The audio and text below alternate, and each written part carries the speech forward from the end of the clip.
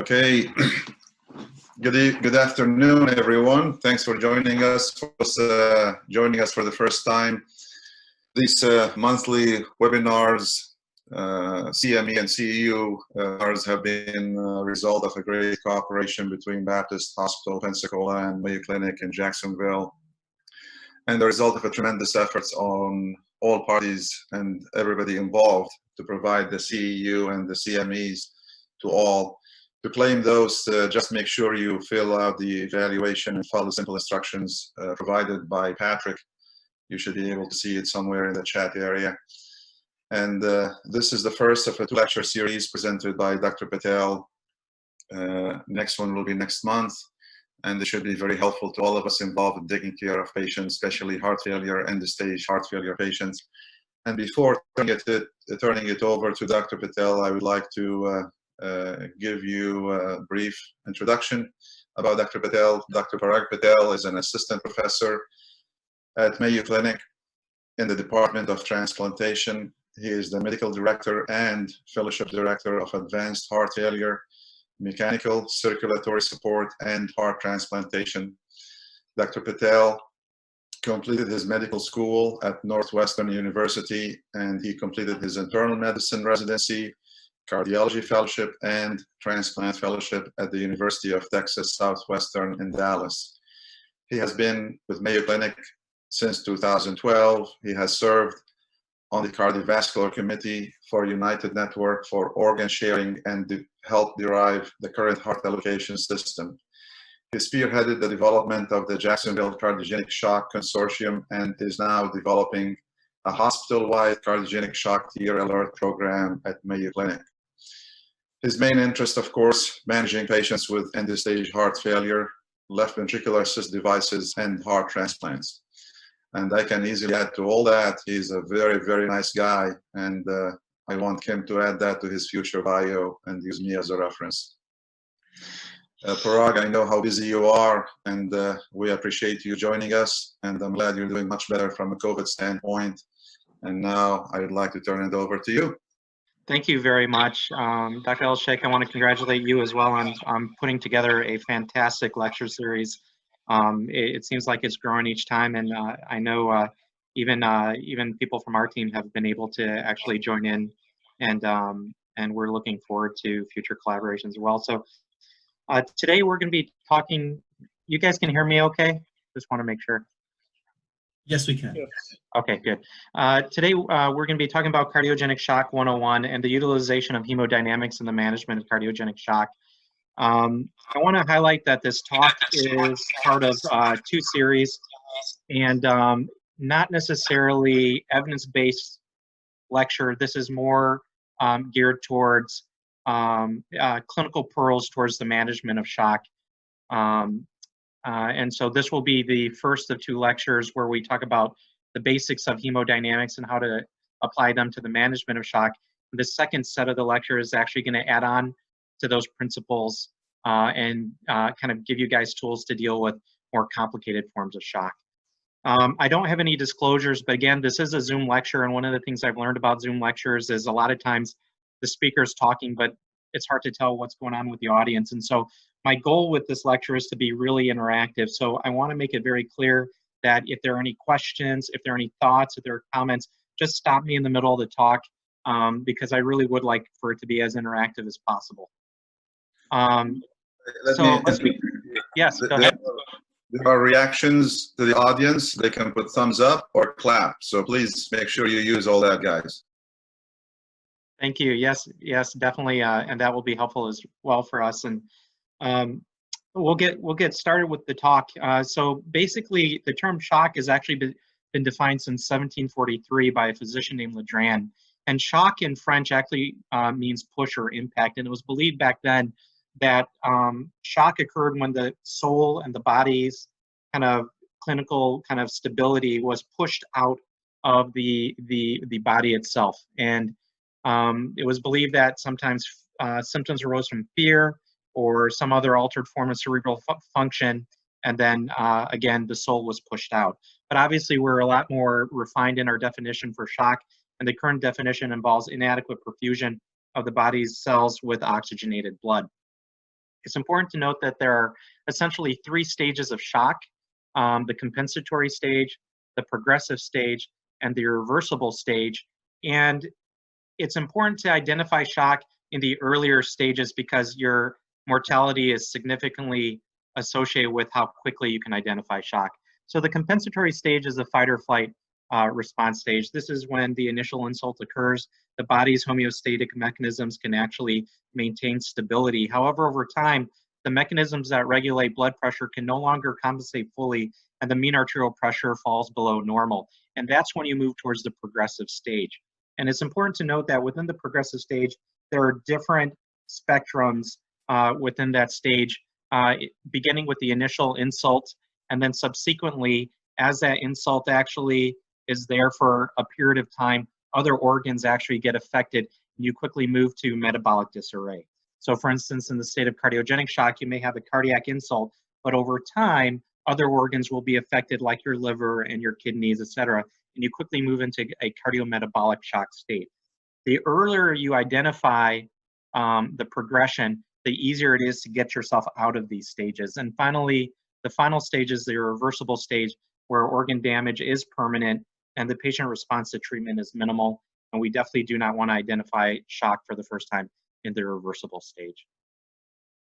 So let's begin with our first rule. It's in Pearl. So it's important to identify the type of shock because it's essential for patient management. It's important to note that not all shock is treated the same. And there are 4 classifications of shock: hypovolemic, obstructive, circulatory, and cardiogenic. And anytime you have a crashing patient, it's important to classify which type of shock is going on because the treatments are different. So hypovolemic shock occurs when there's a decrease in intravascular volume. Different examples that can cause hypovolemic shock include hemorrhage, vomiting, burns, and diarrhea. Obstructive shock actually occurs when there's reduced filling of cardiac chambers due to extrinsic compression or blockage in circulatory flow. So the 2 typical types of obstructive shock that we typically see include tamponade, where you have external compression of the cardiac chambers, reducing filling of the chambers. And then, of course, PE, where you have decreased right to left filling due to vascular obstruction. Circulatory shock can occur in 3 different types. There's neurogenic shock, anaphylactic shock, and septic shock. In neurogenic shock, there's a loss in sympathetic nervous system signals in the smooth muscles, and that leads to a decrease in systemic vascular resistance. And we typically will see that in patients who have very large strokes, who then lose their ability to autoregulate and they become hypotensive. Anaphylactic shock occurs when there's an acute multisystem and severe allergic reaction leading to vasodilatation and hypovolemia. And then, of course, septic shock, which is kind of the most common type of shock we see in the hospital, involves an infective process resulting in refractory hypotension due to vasodilatation and fluid shifts. And then the 4th type of shock is cardiogenic shock. And I like breaking this down into 2 types. One that's associated with acute MI. Typically that involves some form of pump failure. Rarely it can also involve mechanical complications such as acute MR due to papillary rupture or arrhythmias. And the other group I like breaking it down into is kind of the chronic conditions such as end-stage cardiomyopathy or LV outflow tract obstructions, et cetera. And so we won't go through the details of each of these, but for the purposes of this talk, you want to really break it down into those 4 different types of shock. And how do you do that? How do you actually determine what type of shock is actually occurring? The assessment of hemodynamics is actually imperative to correctly identify and classify and finally manage shock. So you want to use hemodynamics either invasively, non-invasively, or clinically to really give you an idea as to what type of shock is going on. And so what I'd like to do is kind of review the basics of hemodynamics in the next 10 minutes. And why is it important to review hemodynamics? Well, the main reason why is that we have kind of shifted away from utilization of invasive hemodynamics over the past couple of decades, mainly based on data from the ESCAPE trial. So if you actually look at kind of publication of the ESCAPE trial in the early 90s, utilization of PA catheters in the United States significantly dropped over time. And right now we're seeing PA catheter use in 2 out of every 1,000 admissions in the ICU, so less than 1%. And it's really interesting, if you actually look at the number of PA catheters placed by critical care fellows during their fellowships, over 50% have placed less than 10 PA catheters during their training, with a majority of them only placing 4 to 5. And the same numbers are similar in cardiology fellowships as well. And so what we've seen is that we've kind of moved away or shied away from PA catheters. However, now that we're better at managing cardiogenic shock, now that we have the advent of temporary mechanical circulatory support, hemodynamics are slowly coming back into style, and there's at least retrospective data that supports utilization of hemodynamics in shock. So this was data published by Bill O'Neill in 2018, where they took about 15,000 patients who came in with acute MI cardiogenic shock, and they stratified patients into those who received no hemodynamic monitoring and hemodynamic monitoring, and those who had hemodynamic monitoring had a significant reduction in mortality. And I'll explain to you over this lecture as to basically why there's actually benefit for this in our patients. So let's review hemodynamics. It's important to note that shock involves a derangement in any of these 3 hemodynamic parameters: preload on the left, contractility, and afterload. So we do have surrogates on exam as well as invasively to give us an idea as to each of these hemodynamic components. So surrogates for preload include CVP, right atrial pressure, PA pressure, left ventricular and diastolic pressure. Surrogates for contractility include cardiac output or index or SVO2. And again, the surrogate for afterload involves resistance. And another way to look at this is this equation right here, delta P equals Q times R. This is fortunately easy for us to remember because it's in alphabetical order. P equals QR. Change in pressure equals flow times resistance. And the underlying principle of this equation is the fact that the body really tries to maintain delta P. The body actually tries to maintain a pressure differential across the circuit in order to maintain perfusion of the brain, perfusion of the kidney, and perfusion of all the other organs. And so what will happen is anytime there's an insult, the body will use its mechanisms to maintain a constant delta P. For instance, as you know, Q is cardiac output, which is heart rate times stroke volume. If you have a patient that has an underlying insult, an initial insult, where they have a drop in stroke volume because of a heart attack, for instance, the body is going to try to maintain delta P by increasing heart rate and increasing systemic vascular resistance. And so it's important to realize this because these adaptive mechanisms are important to be maintained. What you don't want to do is take somebody in severe cardiogenic shock that's tachycardic at 110 and give them a beta blocker, because you may actually make it more difficult for the patient to maintain delta P. And we'll get into that concept here shortly. So let's go through each of the 3 hemodynamic components and review what normals are. So I know most of you guys on the conference today kind of understand what normal filling pressures are, but I want to kind of give you a tool to utilize when you teach fellows, residents, or nurses or nurse practitioners as to what normal filling pressures are in a patient. And I like using the rules of 6, 12, and 24. If you know these 3 numbers, you can actually derive what normal filling pressures are for most patients. And so if you know that a right atrial pressure is 6, we do know that the jugular venous pressure and the CVP is a surrogate of the right atrial pressure. And so if you know that the right atrial pressure is 6, you know that a jugular venous pressure or a CVP is 6. Now we do know that the atria, both atria, fill the ventricles during diastole. And in order for filling to occur, what we have to have is equalization in pressures. And so if you keep that concept in mind, and you know that a right atrial pressure is 6, then you know that the right ventricle will fill during diastole. There needs to be equalization in pressure, so the right ventricular diastolic pressure is 6. And the same idea with the left atrial pressure and the left atrial pressure and the left ventricular and diastolic pressure. If you know that these 2 chambers fill during diastole, then you know that a normal left ventricular and diastolic pressure is 12. Now we know that the ventricles fill the pulmonary artery and the aorta during systole. And in order for that filling to occur, there needs to be equalization during systole. So if you know that a right ventricular systolic pressure is 24, then you should know that the PA systolic pressure is 24. and the left ventricular systolic pressure should be the same as the aortic pressure, which is 120. Now, as you all know, the PA diastolic pressure is a surrogate for the left atrial pressure, which is a surrogate for the left ventricular end diastolic pressure. All of these are filled during diastole, and so those numbers have to be the same. So a normal PA diastolic pressure is 12.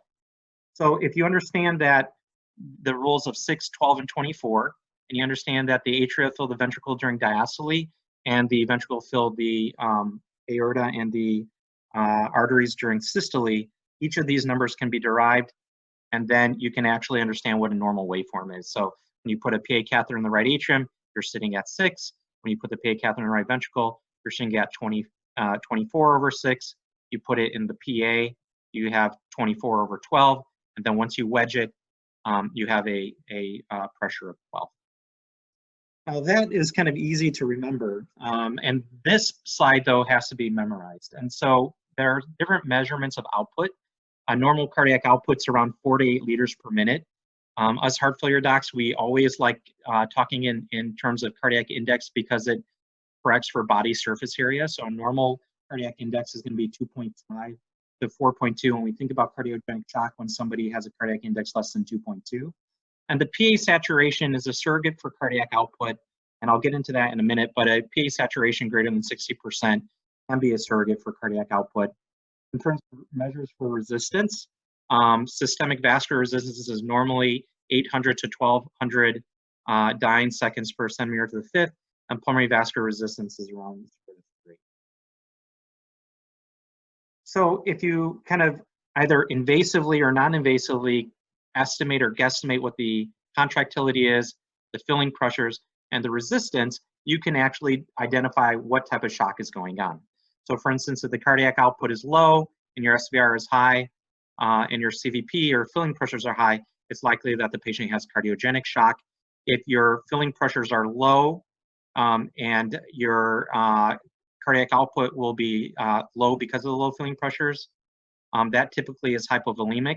The body is going to try to maintain delta P by increasing systemic vascular resistance, but at some point you may become so hypovolemic where even the vascular tone is reduced. The initial insult for distributive shock involves a drop in the SVR, and the initial insult for obstructive shock involves basically extrinsic or internal compression, which leads to an increase in your filling pressures. Unless there's a PE, if there's a PE, you may have a decrease in your wedge pressure, but more importantly, a decrease in cardiac output. I'm going to stop there for a second and see if there are any questions so far or thoughts. Okay, I'll move on. So whenever you have a patient who is in cardiogenic shock or a patient with heart failure, what I'd like to implore that you do is you actually examine them and try to get a guesstimate as to what's going on with those 3 hemodynamic parameters. And when you do that, it'll allow you to classify the different clinical states of a patient. So we've all seen this by Lynn Stevenson, where you classify patients based on delta P or your filling pressures and cardiac output. And so if a patient, for instance, is wet and warm, they're typically profile B. They have a primary issue with filling pressures, and you know that diuresing them is going to be quite useful. If a patient is essentially wet and cool, you know that they're profile C. Their primary issue is that they have low cardiac output, and as a result, they're unable to provide effective renal perfusion, and as a result, the body is unable to diurese well, and so you actually have a backfilling of pressure and an increase in filling pressure. And then profile L is the sickest of the sick patient. These are patients who are dry but cool, so they actually have adequate filling pressures but a low cardiac output. So there are 2 types of patients that are profile L. The first involves patients who have an acute insult, like acute MR after a myocardial infarction, where they have an acute insult and they haven't had time to accumulate volume. And the other type of patients that are profile L are the really, really advanced heart failure patients, where their cardiac output is still poor, even when optimized from a Starling curve standpoint. Now, the other thing that I'd like to highlight is that Lynn Stevenson did a very good job identifying delta P and Q, meaning identifying pressure and output.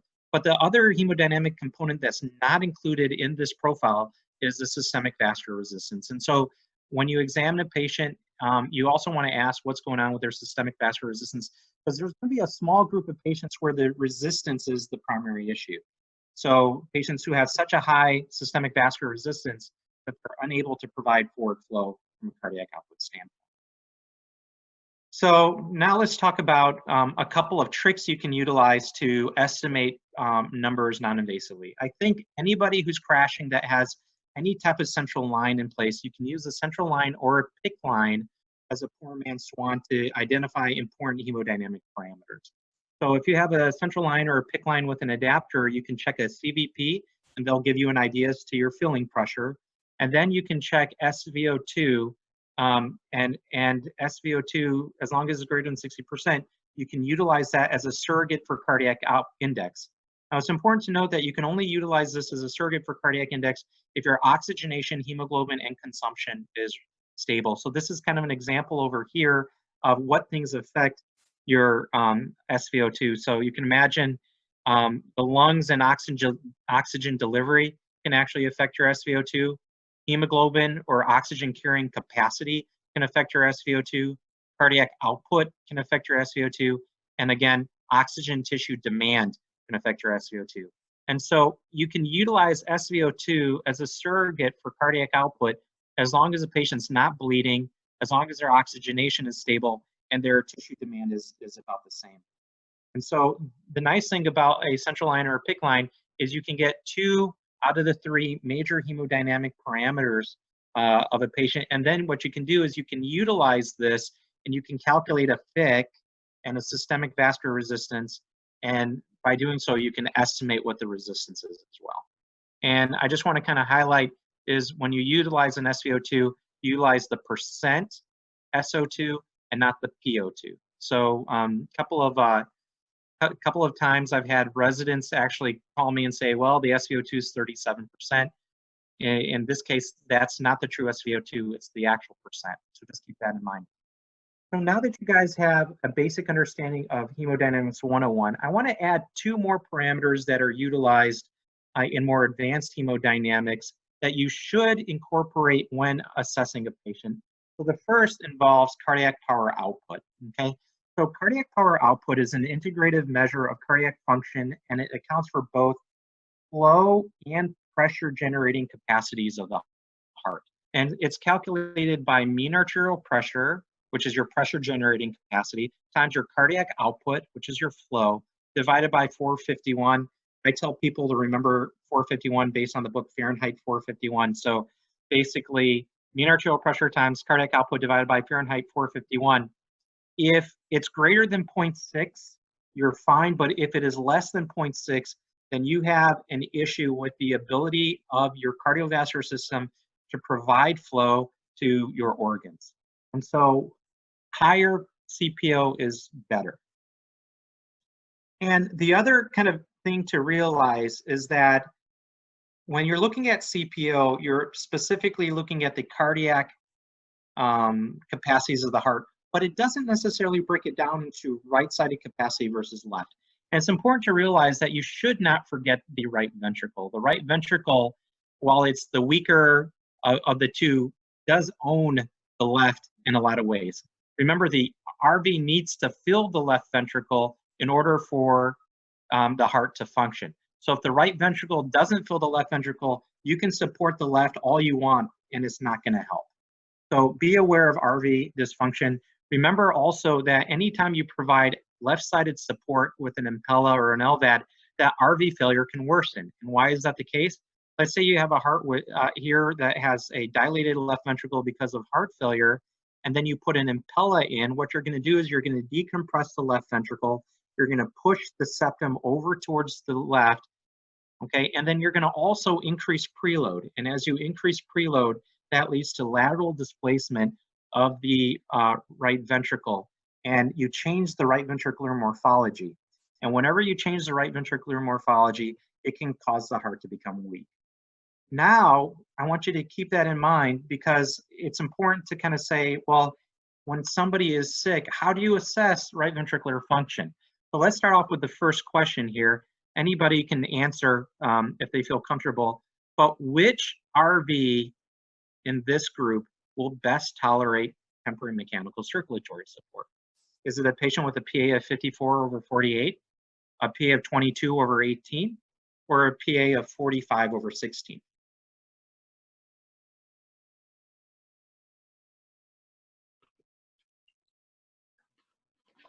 No idea.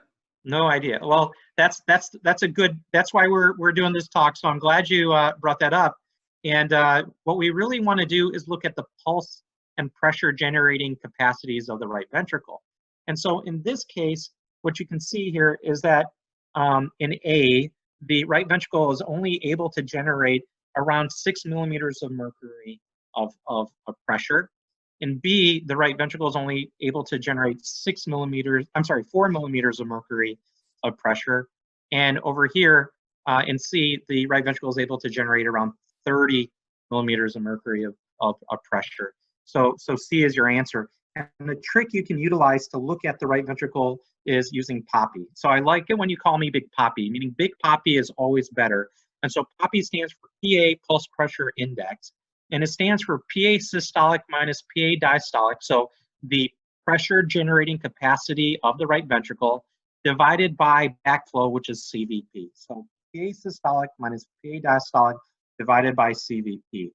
And the higher your POPI, the more likely your right ventricle is going to be able to generate a pressure and provide right to left flow. And so in a patient with acute heart failure, an abnormal POPI is less than 1, okay?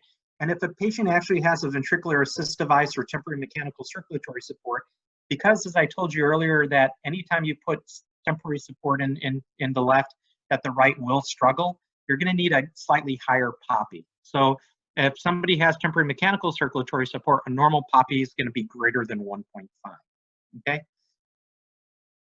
So now that we've actually looked at all the different hemodynamic parameters, Hemodynamics 101 and 201, what we're going to do is we're going to take that and incorporate it into cases to best teach you guys how to manage these patients from a hemodynamic standpoint. And all of this will kind of gel by the end of the lecture.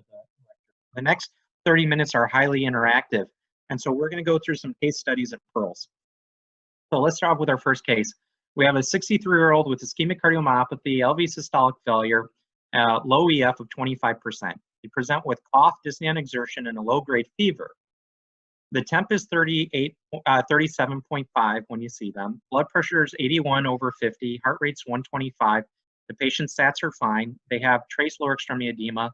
The lactate's mildly elevated. The creatinine's 2.1. Remember that baseline in this patient is 1.4. And the white count is about 10.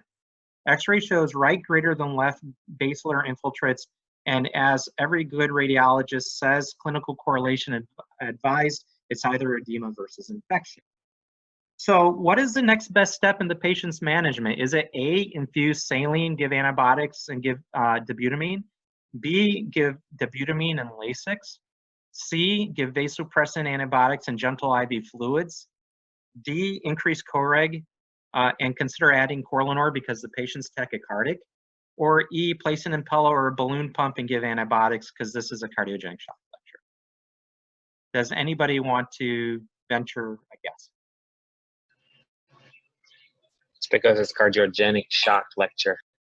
All right, that's perfect, Evan. I agree. If you were to guess, you would guess on the way of cardiogenic shock, but the goal here is to kind of highlight the fact that you really can't determine how to manage this patient at this point because you don't know what's going on with their hemodynamics. It's a trick question, and I want to show you that hemodynamics can dictate how you manage a patient.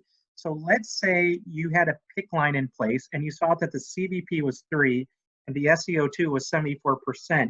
That tells you that this patient has adequate output and the filling pressures tend to be a little bit on the low side.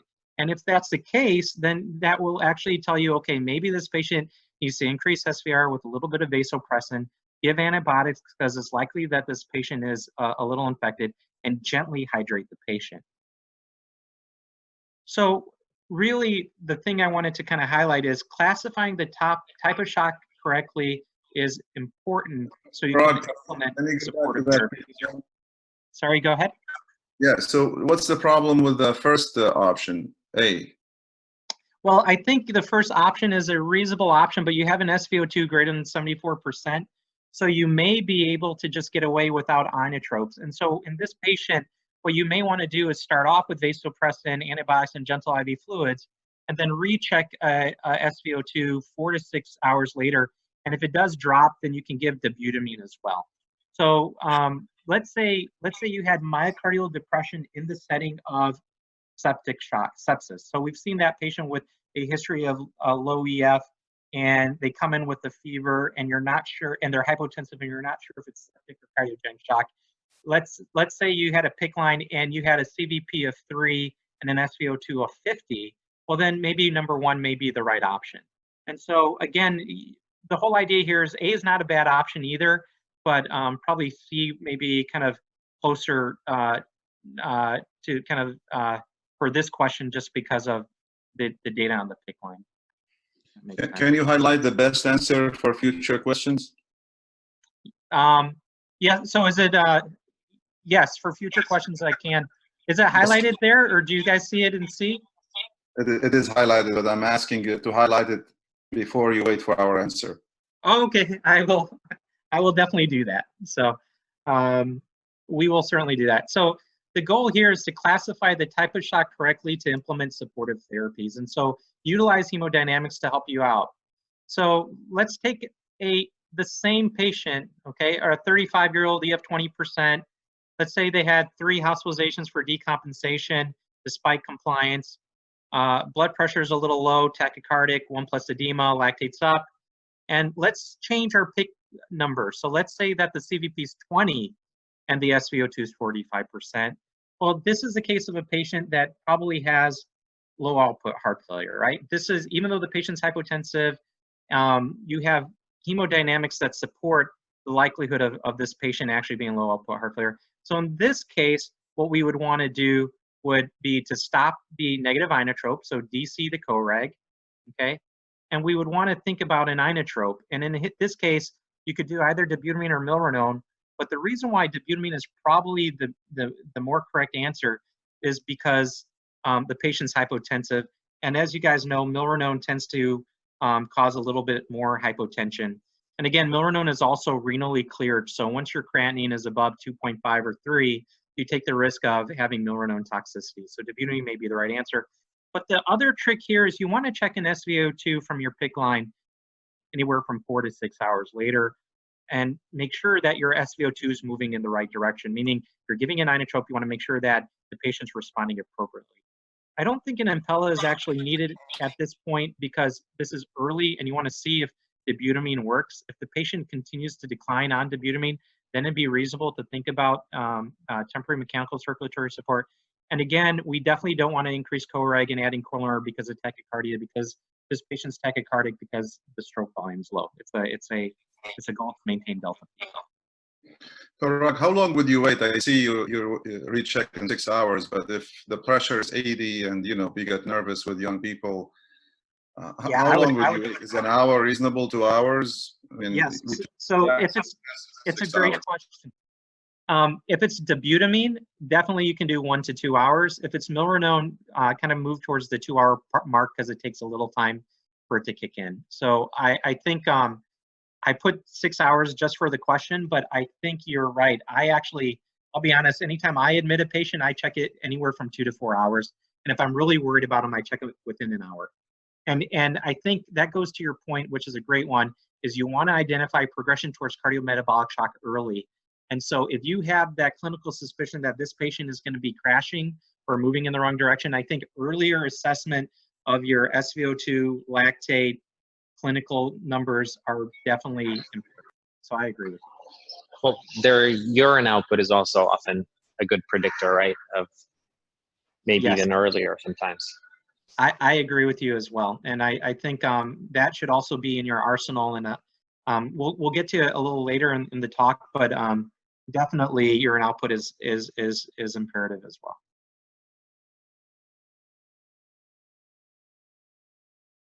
So the clinical pearl there is you want to identify cardiogenic shock early before progression to cardiometabolic shock and implement therapies rapidly. And that goes to what Dr. Geerdemus said, as well as Dr. Alshek said, that you really want to, tailor the time at which you follow these patients once you implement your therapies so that they don't progress deep into shock. So let's take the same stem, a 35-year-old with an EF of 20%, profile C heart failure. Let's say you gave them dobutamine, and 4 hours later, you checked an SpO2, and it's 45%, okay? You decide to add milrinone, and the SpO2 4 hours later is 42%. The lactate's uptrending. As Evan mentioned, the urine output sucks. The heart rate is high, and the mean arterial pressure is dropping. What is the next step in this patient's management? Epi, norepi, place an Impella if an appropriate candidate, give a bicarb drip, or the patient's tachycardic, give a DILT drip. So in this, oh, sorry. Go ahead. B. So I think once you start adding 2 active vasoactive agents, and if you are failing, then it's time to think about temporary mechanical circulatory support. So while A and B aren't wrong answers, I think C is probably the better answer. And the reason why is there's solid data that suggests that as you increase your number of pressors and inotropes, mortality increases. And you want to avoid starting temporary mechanical circulatory support deep into cardiometabolic shock because your chances of coming out of it are less. So this is kind of registry data looking at acute MI cardiogenic shock. And as you can see, the greater number of pressors utilized in the patient, the greater mortality a patient has.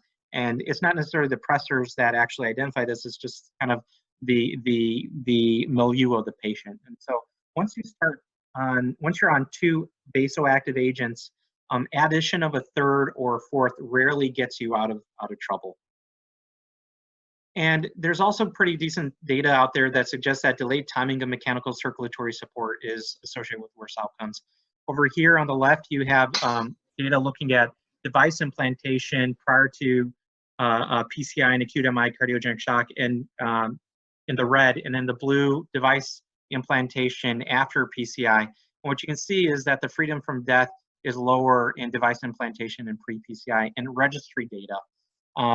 Of course, this has yet to be evaluated prospectively. There is a door to unload trial by Naveen Kapoor right now that is looking at this specific question, seeing whether early support in patients with cardiogenic shock acute MI leads to better outcomes.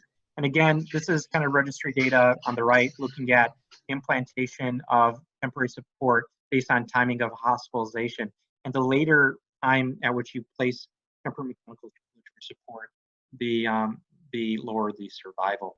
And so the clinical pearl there is it's reasonable to think about temporary mechanical circulatory support early prior to adding significant amount of vasopressor and inotropic support in order to avoid progression into deep cardiometabolic shock. Parag, from I do have a question. Yep.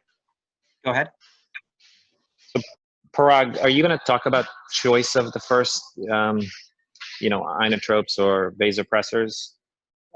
Again, just the whole dobutamine versus Levofed. I mean, in my experience, dobutamine still can cause some vasodepressor response, maybe not to the degree that milrinone does, but again, probably not would have been my first choice, especially with a relatively hypertensive patient. Yeah, I think it's dealer's choice. You're right. There is some data there that supports the utilization of Levofed.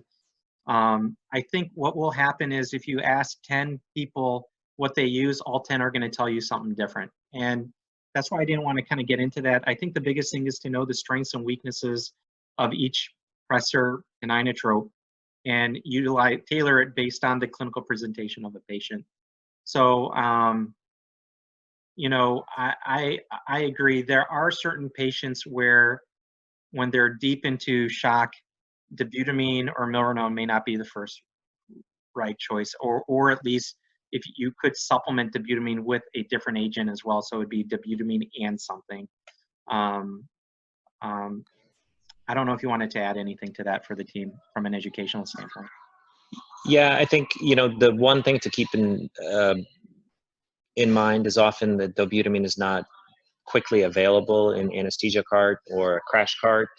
Levofed is, even epinephrine. So I think in that case, that may be the easier choice, just primarily based on availability rather than waiting for pharmacy to deliver 45 minutes later.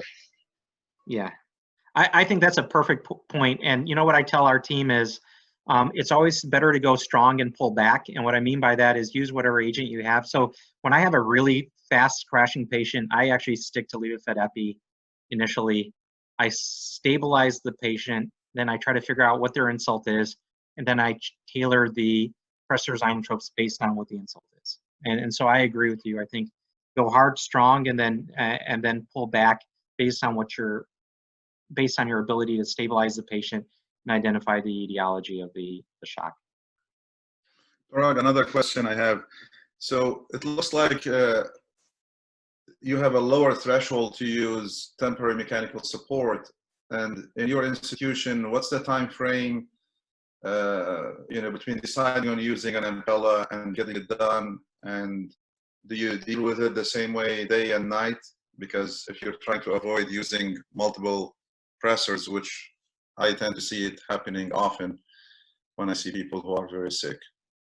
Yeah, I think that's a fantastic question. I think our threshold has changed over time. And I think it's because we've realized that if we place temporary mechanical circulatory support in the non-emergent case, meaning they're declining but they're not on death's door, our outcomes are much better. And it's really interesting. We actually looked at outcomes based on implementation of temporary mechanical circulatory support by actually groups. So we're not part of cardiology, we're part of transplant. And so we actually stratified it, implementation and survival based on whether they were on our service versus general cardiology and the critical care service. And there was a significant difference in mortality, where our mortality, our survival, I should say, our survival was around 70%. And the survival on the general cardiology service was 40 to 50%. And when we delved into what the underlying issues were, it was two major things: patient selection, but more importantly, timing of support. It happened that general cardiology had a later threshold to implement these therapies. And with that, we actually worked very hard at developing a cardiogenic shock group. And we're still kind of finalizing things, but we've already implemented several best practices, and it's actually improved our outcomes already. And so you guys have seen the data from the Detroit group, and I think based on the data, the reason why people are successful, it's not the device, it's the patient selection and identification. And so early, you don't want to implant these too early, obviously, because they are not without risk, but you don't want to wait till it's too late. And so in general, for us, once you're on 2 pressors or inotropes, if you are declining within an hour or two, you need to start thinking about temporary support. And our cath lab we've been very fortunate. The cath lab team has been quite responsive in the middle of the night, et cetera. And the trick here is a multidisciplinary approach to it. So, our choice of therapies and our choice of device is going to actually be dictated by us, interventional cardiology, and CT surgery and critical care. So we actually have a multidisciplinary discussion in the urgent but not emergent cases to decide how we do this. That's wonderful. We'd really love to know about your program when it's mature and how it's implemented in our institution. It may mortality and survival. I agree. It may be neat for us on one of these Wednesday evening meetings that we've been having to actually, I'd be happy to kind of present what we've done so far. And then you guys can, as a team, kind of see what works for your hospital. Because I tried doing it citywide through the JACS Shock Consortium.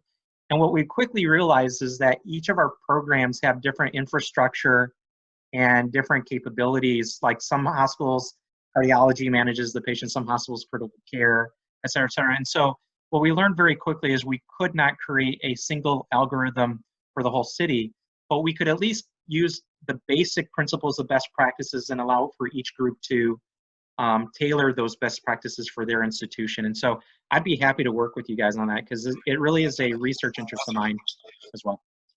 Beautiful. Thank you. Great. So let's take the same patient. You place the Impella after they were failing inotropes in the right femoral artery. The mean arterial pressure is 68.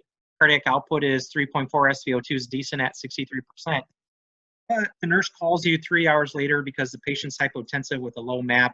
There's increasing non-sustained VTAC, and the flows are 1.5 on your Impella. So what is the cause of the patient's decline? Is it RV failure, bleeding, sepsis or drop in preload, tamponade, the Impella support's not adequate, or VT? So this is a nice example of highlighting the importance of hemodynamics, because the hemodynamics will dictate what the likely cause of the patient's decline is. So for instance, if I gave you these hemodynamics, let's say there was a SWAN in place and the CVP was 2, the PA was 16/6, SVO2 46%, and you had a VBG hemoglobin of 7, then you know that this patient's hypotensive because of bleeding. But let's say I take the hemodynamics and I give you something different, okay? Let's say the patient has a CVP of 18, a PA of 24/14, a wedge of 14, and SVO2 of 46%. What's going on with this patient? What would be the next best step for this patient? Do we give them Lasix? Do we increase dobutamine from 7.5 to 10? Do we add nitric oxide and place an RP Impella? Do we give IV amiodarone because of the non-sustained VT? Or do we upgrade device to an Impella 5.0? This case will really highlight the importance of hemodynamics. So what you really want to do is go back to hemodynamics 101 and 201 and utilize the tools I gave you to decide what's going on. And so what you first want to do is you want to ask yourself, is there adequate forward flow? Is the CPO greater than 0.6? Is the SVO2 greater than 60%?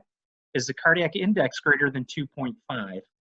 And then if any of these numbers are low, then the next step is you want to say, if you don't have adequate flow, is it due to RV failure or inadequate LV support? And that's where you will use basically your POPI.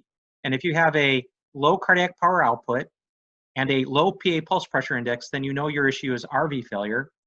And if you have a low cardiac power output and a high or normal POPI, then you know the right side is not causing your failure, and it's likely either inadequate LV support or an issue with your LV support. And so you can utilize that. So let's take that same case, okay, and let's calculate the CPO. So remember, CPO is mean arterial pressure, which is 50, times cardiac output, which is 3.4, divided by Fahrenheit 451. And so that's 0.17. Just trust me, I use a calculator. And then let's calculate POPI. So POPI is PA systolic pressure, which is 24, minus PA diastolic pressure, which is 14, divided by CVP, which is 18. So a POPI is 0.56. So you have a patient that doesn't have enough forward output, and that patient actually has a very low POPI. So the issue is right to left filling. And so this patient has RV failure after the Impella was placed. What was the POPI normal range? So normal, if you don't have temporary mechanical support, it's 1, and if you greater than 1. And if you do have temporary mechanical circulatory support, it's greater than 1.5. Okay, Thanks. and so and again, normal CPO is less than 0.6. Okay, so in this case, by utilizing hemodynamics, you were able to identify that, hey, you put an Impella in, you stress the right ventricle, and now you're dealing with RV failure. Okay, and so in this case, you would treat the patient with inhaled nitric oxide, and if that doesn't work, even think about placing an RP Impella or whatever device you guys have available on the right side. Now, let's say you take the same patient, but you change the hemodynamics. So again, the same map, the same flows, but you actually have a CVP of 11, a PA of 45/20, a wedge of 20, and an SVO2 of 46%. What is the best option in this case? So again, you want to go to your advanced hemodynamics again. So the CPO is unchanged because it's mean arterial pressure, which is 50, times cardiac output, which is 3.4, divided by 451. So that's still 0.17. but your POPI in this case of a patient has changed, right? So your PA systolic minus diastolic divided by your CVP is 2.27, well above the 1.5 requirement. And so what you have here is a patient that has left-sided issues and inadequate support. And so in this case, what you would want to do is look at the impella, see is the impella working appropriately? Is it placed in a perfect, oh, I should mention when I was saying cardiac output, it was the 1.5. I kept on saying 3.4 in the calculations, but cardiac power output should be 1.5, okay, times their mean arterial pressure divided by your 451. I misspoke on the last two, I apologize. But when going through this, what you're gonna see here is that when you have a low cardiac power output and a high POPI, that you may have inadequate support. So you wanna look at the impella, make sure it's placed appropriately and functioning appropriately. And if it's not, I mean, if it is placed appropriately and functioning appropriately, then the next step is to think about stronger support. So in this patient, if you make those calculations, the right answer would be to upgrade to an Impella 5.0 or think about more advanced therapies. And so I want you to kind of understand here is that we took the same patient, gave different hemodynamics, and came up with a different solution. This is why hemodynamics are very important in patients with temporary mechanical circulatory support or cardiogenic shock. We make it a point to put a swan in 100% of our patients with Impellas so that we can troubleshoot them and manage them and follow them. And, you know, temporary mechanical circulatory support, really the choice should be a multidisciplinary discussion. Remember, you know, if you go from balloon pump all the way up to ECMO Centromag, you have different levels of support. Each of them are different, have different insertions in different sizes, with the ones on the left being percutaneous, the ones on the right needing more stronger access. And so utilize your CT surgeons, your interventional cardiologists, and your team to kind of decide what the right choice is. And really realize that different paths can lead to the same outcomes if you choose your devices correctly. So if you choose an Impella, you need to understand that these are the strengths of the Impella and these are the weaknesses of the Impella, et cetera, et cetera. And you can, as a group, decide what to use. And also, it's important to realize that when deciding on advanced support, kind of think about what your exit strategy is. We probably do not want to place these in a 95-year-old patient with cardiogenic shock who's demented in a nursing home. Really kind of utilize the patient care case and kind of get an idea as to, okay, if we put this in, where are we bridging these patients to? And so that goes to our next pearl. Invasive hemodynamics are essential in the management of patients with cardiogenic shock and temporary mechanical circulatory support. You can utilize them to decide how to manage the patient. Any questions so far? The invasive hemodynamics, are you talking central venous line like you suggested initially, or a Swan Guyans every catheter you have? I think when you're troubleshooting a patient, like early on when they're in shock, I think you use whatever you can. So I think if you had a central line, that's a good first start, or a PICC line. But once you start using temporary mechanical circulatory support, or if you have somebody that's rather advanced in shock, I think invasive hemodynamics are the way to go. I think there's a lot of data lately that support utilization of invasive hemodynamics in shock. And I think as we kind of move forward into this, you'll see that more and more centers will start utilizing it because you can identify issues earlier and faster. And these patients don't have much reserve. So, you know, if you put an Impella in somebody and they start declining 3 hours later, having that data quickly is quite useful. So, oh, sorry, thanks. This is our next case. A 65-year-old presents with severe chest pain and dyspnea, anterior STEMI, EF of 35%, a little hypotensive, sats are 92%. You do a cath, and there's a mid-LAD lesion, and your LVDP is 38 millimeters of mercury. You plan to perform a PCI of the LAD. Are there any additional steps? Do you do Levofed and Dobutamine? Do you think about placing an Impella in? Do you think about placing a balloon pump in? Or do you think about Lasix 100 IV? This is there is no right answer here at all. And this is highly debated. But one thing that's for certain is patients with a very high LVDP at the time of an anterior myocardial infarction, any myocardial infarction, their risk for progressing towards cardiogenic shock is on the high side. And so what our center has done more recently is empirically place an Impella in to support them, to give them a little bit of reserve, a little bit more perfusion, and to kind of promote stability. There needs to be more data as to whether that's the right thing to do. But, you know, it's important to kind of realize that once you have myocardial dysfunction, you reduce coronary perfusion pressure, and you can lead to more ischemia.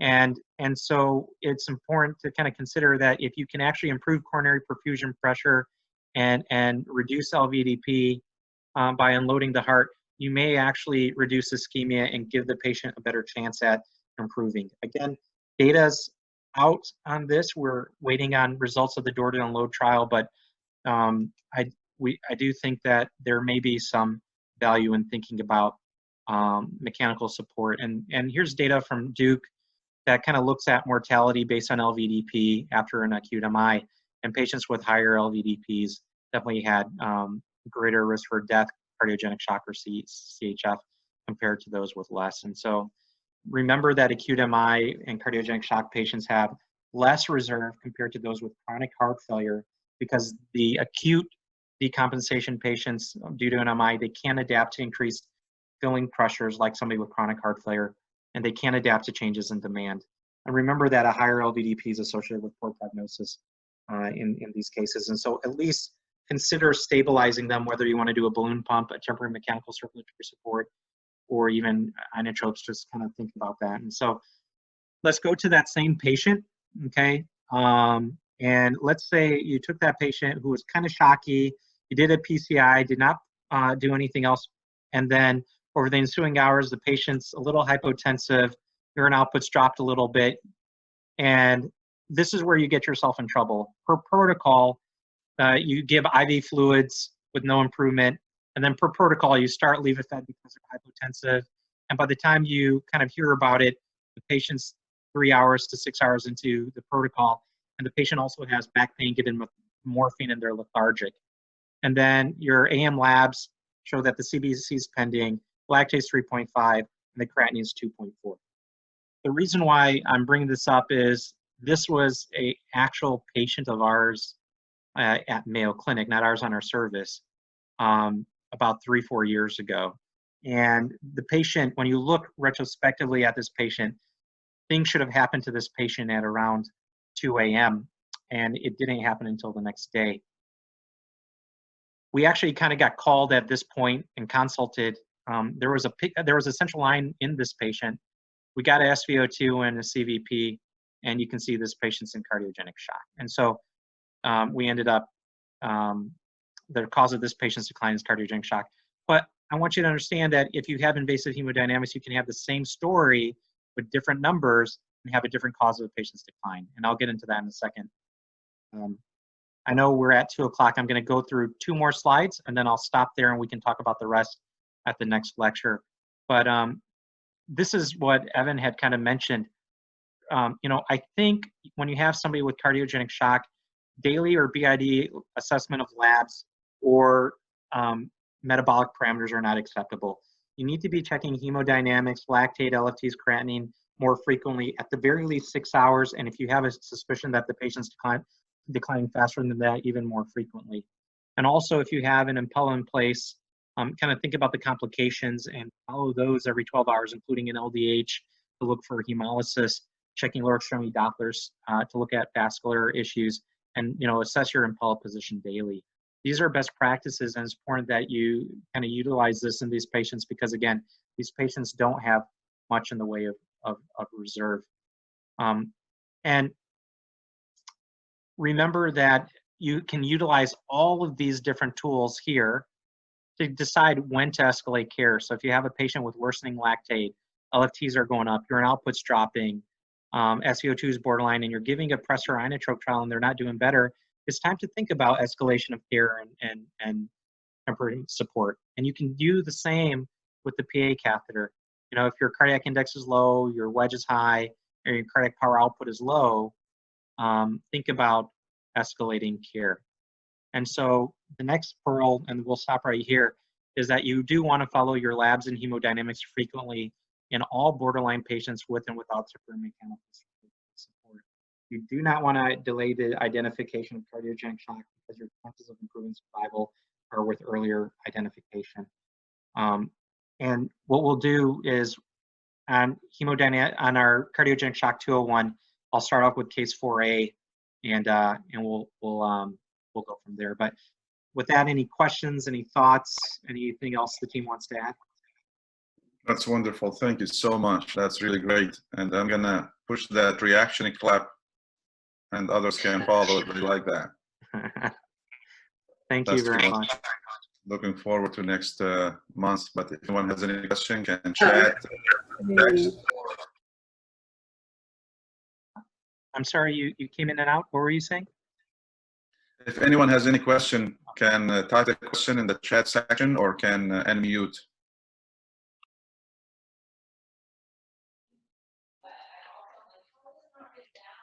Yeah, Parag, one other thing, and this may be just a topic for you to cover, and I don't know if you want to tackle it. As far as severe pulmonary hypertension, you know, again, coming more from EP perspectives where we do procedures, induction with anesthesia, the effect that that has on the case. You briefly mentioned, you know, RV effect, forgotten ventricle. As far as anything you do in anticipation of that, anything you would change differently? It was a very interesting case, and I mean, the conclusion was it was the same thing. The inhaled nitric oxide did make a difference as far as improving hemodynamics. But any words there? Yeah, I think that's a great question. I think one of the things we like doing is when we start doing any case on patients we have any concern about from a hemodynamic standpoint, we do get our anesthesia colleagues in on the case in the cath lab. I think one of the issues that we've learned, at least in terms of peri-MI cardiogenic shock mortality, is that when the interventional cardiologist is stuck doing the procedure and managing the hemodynamics and the stability of a patient, outcomes are affected because it's hard to do all three effectively. And so what we've done in our STEMI tier protocols is if somebody is unstable cardiogenic shock in MI, we actually have an anesthesia team that comes in and manages the patient in the cath lab so that they can deal with these hemodynamics, et cetera. Now, going specifically to secondary pulmonary hypertension in these patients, I think we've had very good luck with nitric oxide in the patient who has secondary pulmonary hypertension related to left-sided issues. Obviously, it's a little bit harder or more tricky if you're dealing with primary pulmonary hypertension and RV failure.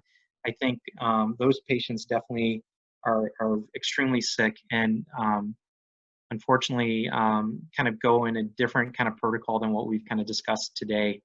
Oftentimes those patients, when they're very severely decompensated, will think about nitric oxide. Usually that doesn't work. Then we move over to kind of temporary mechanical support if there's an out. For instance, if they have RV failure in the setting of waiting for a lung transplant, we'll think about, you know, VV ECMO, VA ECMO, or a tandem Protect Duo with right-sided support.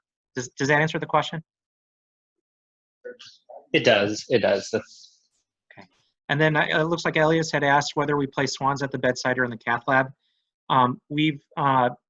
So initially, when we kind of required that patients with Impellas undergo PA catheter placement, initially our intensivists were placing it at the bedside, or we were. But it's a lot easier to place it in a cath lab where you have fluoro and kind of an open room, and you have, you know, access to wires and all that. And so we've actually been kind of placing them in the cath lab if they're in the cath lab. If we needed to just kind of identify what's going on with the patient, we'll do it at the bedside. We're fortunate in the sense that we do have a portable C-arm, and so we can utilize that. But like I should mention, you know, it is hard to place PA catheters real rapidly, and so at the very least, even if you had a central line in and you used it as a poor man's swan, I think there's a lot of data that can come out of that that can help you kind of identify what your next steps are.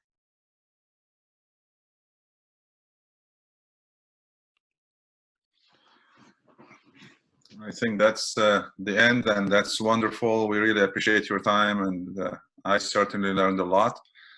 Thanks to everybody for joining us, and looking forward to next month's lecture. Parag.